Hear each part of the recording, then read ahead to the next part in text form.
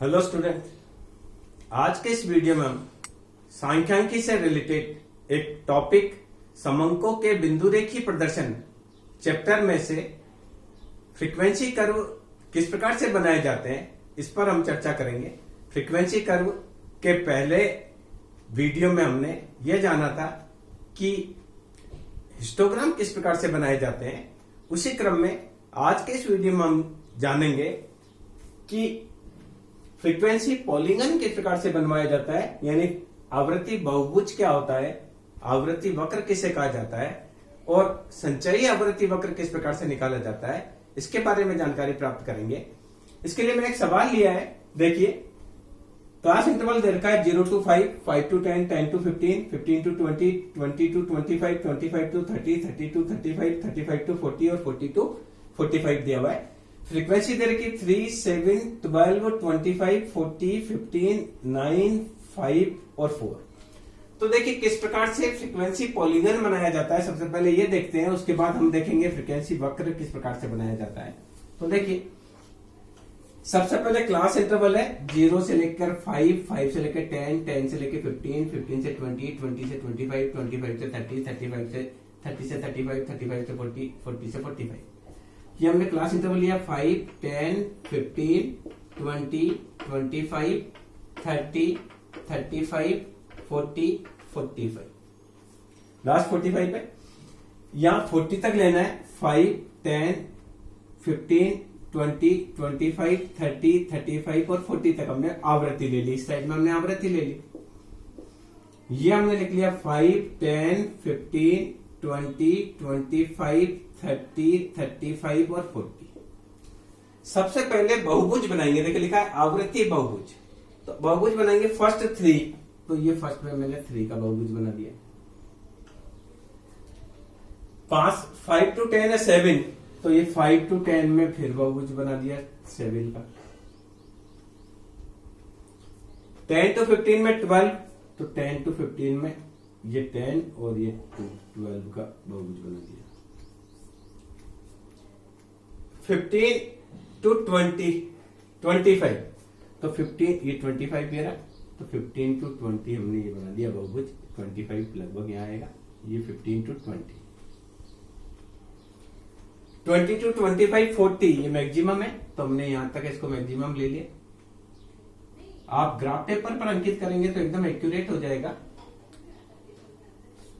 हमारे पास बोर्ड पे कुछ सीमाएं हैं, उतना एक्यूरेट नहीं होता है। प्रयास हम मैं कर रहा हूं अच्छे से अच्छा आपको समझ में। ये आपका हुआ 20 to 25। 25 से 13 15 है। 25 से 13 हमने ये लगा दिया 15, 20। देखिए 25 से 13। 30 से 35 9 है। तो ये देखिए 10, ये 30 से 35 ये 9। 10 से थोड़ा सा नीचे ले लिया। 35 से 45 है। तो ये हमने 35 से 45 ले लिया। और 5 से 40 ये हमने 4 ले लिया। इस प्रकार से हमने क्या किया, और फ्रीक्वेंसी बहुभुज बना दिया। अलग अलग सबका आयत बना दिया फ्रीक्वेंसी के हिसाब से। ये हमने हिस्टोग्राम में भी ऐसा ही किया था। सिमिलर है, इसमें कोई अंतर नहीं है, सेम है दोनों। अब देखिए, अगर मुझे फ्रीक्वेंसी पॉलीगन बनाना है तो मेरे को क्या करना है, यहां बीचों बीच लेना है। समझ आ रहा है? ये दो क्या किया, टॉप को और इसके बीचों बीच ले लिया। अब मैंने यहां से फ्रीक्वेंसी खींच ली। ये फ्रीक्वेंसी पॉलीगन है।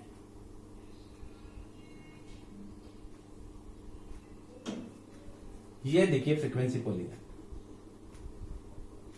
ये दोनों को मिलाना है टॉप, उसके बाद फ्री हैंड कर्व चलेगा।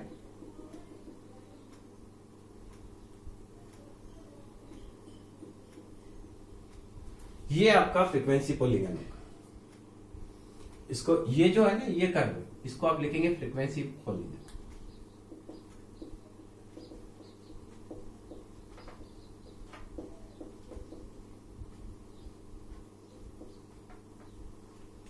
अगला देखिए फ्रीक्वेंसी कर्व भी मैं इसी में बना देता हूं। फ्रीक्वेंसी कर्व में आपको क्या करना है, फ्री हैंड कर्व बनाना है। जैसे देखिए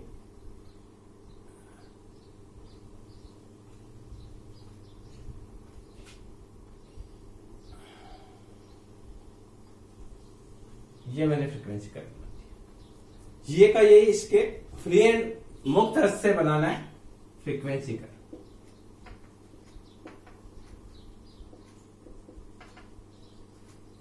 इस प्रकार से फ्रीक्वेंसी कर्व बनाया जाता है।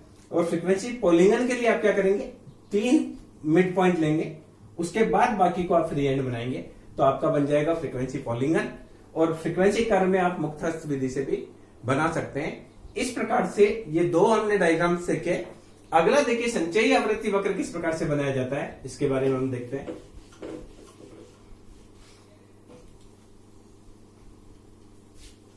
संचयी आवृत्ति वक्र किस प्रकार से बनाया जाता है और इसके माध्यम से हम मध्यका से को भी निकाल सकते हैं।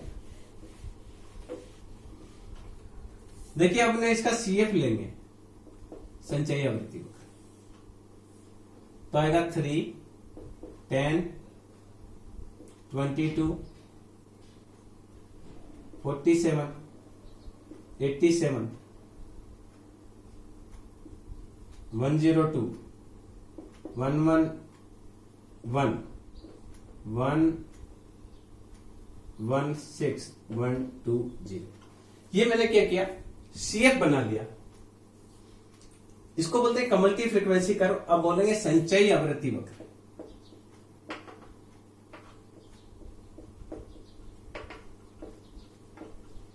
अब देखिए संचयी आवृत्ति वक्र से हम मध्य का भी निकाल सकते हैं, बहुलक भी मध्य का निकाल सकते हैं, प्रथम चतुर्थक निकाल सकते हैं, तृतीय चतुर्थक निकाल सकते हैं। तो उसको सीखेंगे। पहले मैं आपको इसमें बता देता हूं मध्य का क्या निकलेगा, प्रथम चतुर्थक क्या निकलेगा, तृतीय चतुर्थक क्या निकलेगा। उसके बाद में ग्राफ की विधि से आपको बताएंगे कि किस प्रकार से निकलता है। तो देखिए मध्य का निकालने के लिए मध्य का बराबर होता है n/2, तो आएगा 102/2 दैट इज 60। सबसे पहले देखेंगे 60 कहां है, यहां है। तो मध्य का बराबर होगा m बराबर L1 plus I upon f n/2 minus c। तो मध्य का निकालने के लिए मध्य का वर्ग की निम्न सीमा 20, मध्य का वर्ग अंतराल 5, मध्य का वर्ग की आवृत्ति 40, n/2 आपका 60 है और इससे पहले की संचयी आवृत्ति 47 है। देखिए यहां क्या करना है, L1 बराबर 20, I बराबर 5, f बराबर 40, c बराबर 47। ये देखिए हमने क्या करना है, ये तो हमारा फ्रीक्वेंसी, ये c। तो मध्य का हो जाएगी 20 प्लस 5 अपॉन 40 मल्टीप्लाई 30।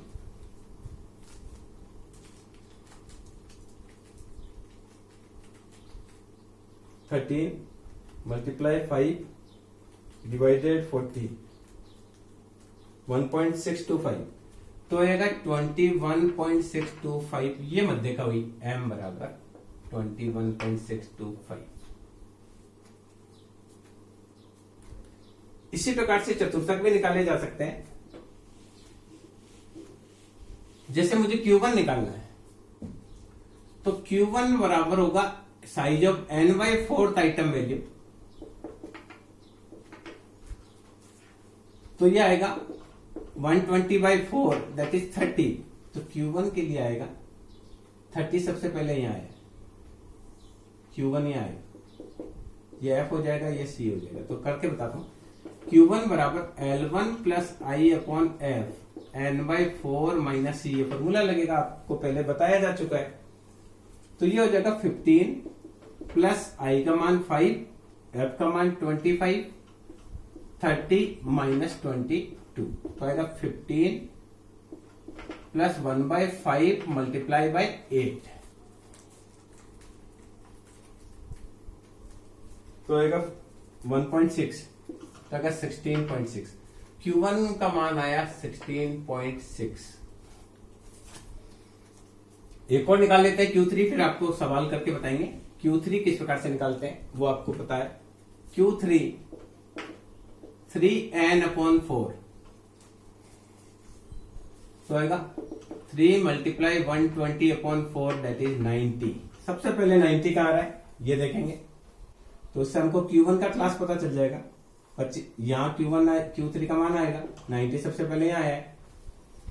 तो Q3 बराबर L1 plus I upon F 3n/4 minus C। L1 का मान यहाँ 25 है, आई का मान 5, एफ का मान 15, 3n/4 आपका 90 ये रहा, माइनस इससे पहले की संचय आवृत्ति 87। तो अगर 25 प्लस 5 मल्टीप्लाई 3/15 दैट इज 26। ये तीन चीज मैंने निकाल ली, Q3 = 26। अब देखिए किस प्रकार से ग्राफ की विधि से करते हैं, इसको हम समझेंगे कि किस प्रकार से संचयी आवृत्ति बंटन बनाया जाता है, संचयी आवृत्ति वक्र किस प्रकार से बनाया जाता है वो सीखेंगे। उसके बाद उससे हम मध्यका का मान किस प्रकार से निकाला जाता है, प्रथम और तृतीय चतुर्थक यानी निचला चतुर्थक और अंतिम चतुर्थक किस प्रकार से निकाला जाता है उसको हम सीखेंगे। तो ये मैंने आपको थोड़ा सा गणितीय विधि से करके बताया कि किस प्रकार से मध्यका निकाला जाता है, जो कि पहले अलग से वीडियो में आपको बताया जा चुका है। तो हम यह क्या करेंगे, संचयी आवृत्ति लेंगे, इधर क्लास इंटरवल लेंगे, क्लास इंटरवल 45 तक है, 0, 5, 10, 15, 20, 25, 30, 35, 40 और लास्ट 45।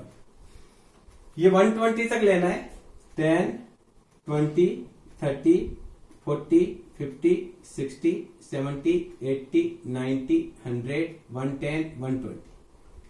ये हमने संचयी आवृत्ति ली।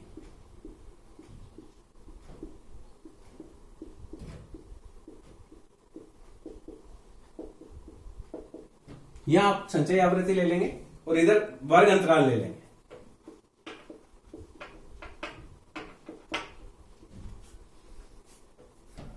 आप चाहें तो इसको क्लोज कर दें।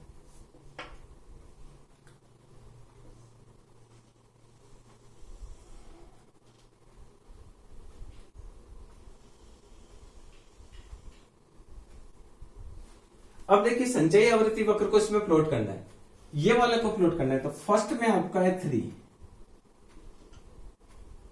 सेकंड में है 10, थर्ड में है 22,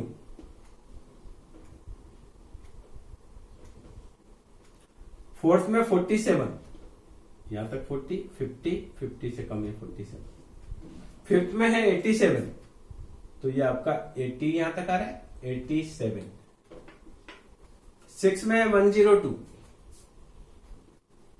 1 2 3 4 5,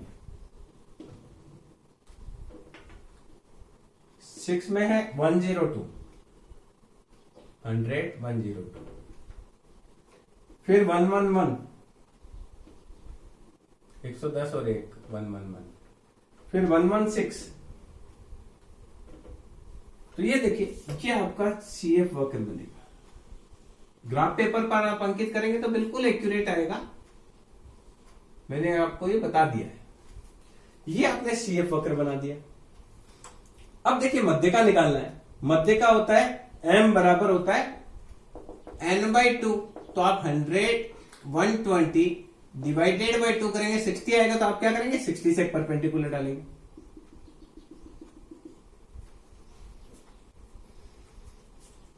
और इसको नीचे निकालेंगे,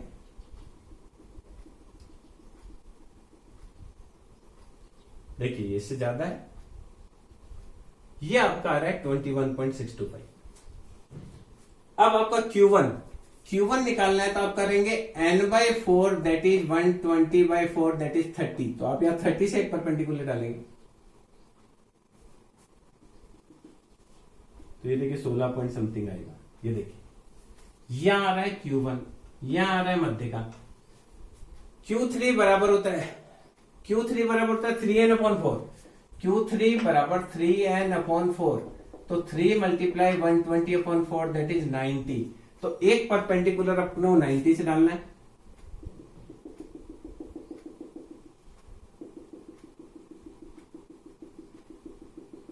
ये देखिए 26, ये Q3, ये आया 26, M आया है आपका 21.625 और Q1 आपका आया है, Q1 बराबर आया आपका 16.6।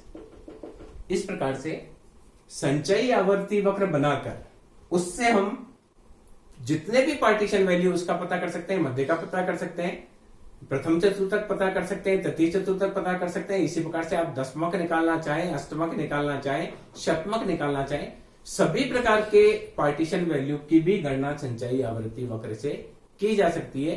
तो ये एक और हमारे पास एक ग्राफिकल मेथड हुआ जिसके माध्यम से हम मध्यका की गणना भी कर सकते हैं और साथ में पार्टीशन वैल्यू यानी क्वार्टाइल की कर सकते हैं, ऑक्टाइल की कर सकते हैं, डेसाइल की कर सकते हैं, परसेंटाइल की कर सकते हैं। तो मैं समझता हूं ये वीडियो आपके लिए सहायक रहा होगा। अगर आपको एक बार में ये नहीं समझ में आता है तो आप उसको एक बार दोबारा देखिए, कुछ नहीं करना है इसमें, केवल संचयी आवृत्ति वक्र वाली जो टेबल है इसका आपको कर्व बनाना है ग्राफ पेपर पर। फिर आपको क्या करना है, m बराबर n/2 होता है तो 60 से एक परपेंडिकुलर डाल दीजिए। Q1 के लिए n/4 होता है तो आता है 30, तो 30 से परपेंडिकुलर डाल दीजिए।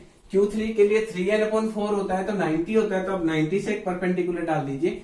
इसी प्रकार से डेसाइल की भी गणना की जा सकती है और परसेंटाइल की भी गणना की जा सकती है। तो ये कर्व बहुत इंपॉर्टेंट है। आप ग्राफ पेपर पर इसको अंकित करेंगे तो बिल्कुल एक्यूरेट गणितीय मान की तरह ही एक मान प्राप्त होगा। तो ये इससे आप समझ पाएंगे कि किस प्रकार से ये निकाला जाता है। सामान्य रूप से जब शोध कार्य किया जाता है तो इसमें इन ग्राफ की बहुत अधिक वैल्यू होती है क्योंकि इससे ट्रेंड का पता चलता है। तो मैं समझता हूं इस वीडियो से आपको ये समझ में आया होगा। Thank you.